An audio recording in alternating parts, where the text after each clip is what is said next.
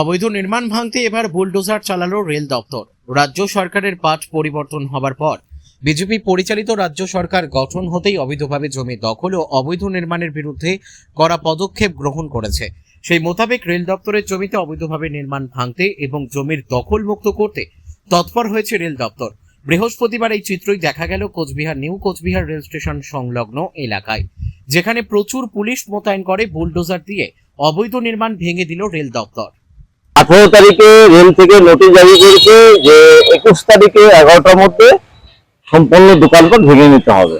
তা আমার এখন এমন পরিস্থিতি যে আমি একটা নিশ্চয়ই নিয়ে করতে পারছি না, অথচ আমি কিন্তু একজন বিকম এবং আমার স্টেনোগ্রাফার কমপ্লিট, আমি এই দোকান করে খেতাম এতদিন, ঠিক আছে, আমার পরিবার আছে। তা এখন যেহেতু বলেছে যে নারায়ণ বুলডোজার ভেঙে দিবে, তাই জন্য বাধ্য হয়ে নিজেই কাজ করছি। আপনাদের নোটিশটা কবে দিয়েছিল? 18 তারিখ। আমরা তাহলে কি আমাদের এজ পার হয়ে গেছে, এখন আমার চাকরিটা অ্যালাউ পাবো না, অথচ আমার যেহেতু যে বিকম পাস এবং স্টেনে করেছি, আমরা সরকারের কাছে একটাই আবেদন রইল যে আমাদের পুনর্বাসনের ব্যবস্থা করে। আমার নাম উত্তম দেবনাথ।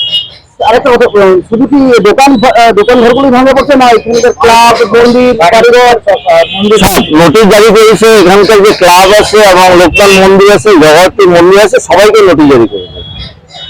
মানে রেলওয়ে কোনো সংগঠন বলছে, তারপরে দিচ্ছে। এই আমরা সকালবেলায় বলে আসলাম জয় শ্রীরাম, আর বিকালবেলা এসে আমাদের দিয়ে দিল নোটিশ যে চলো এবার বাড়ির দিকে যাবো। বাড়ি থেকে নাইচে গেলাম, খুব জয় শ্রীরাম বলতে বলতে নাইচে গেলাম। শেখ রতনের রিপোর্ট, পিবি নিউজ।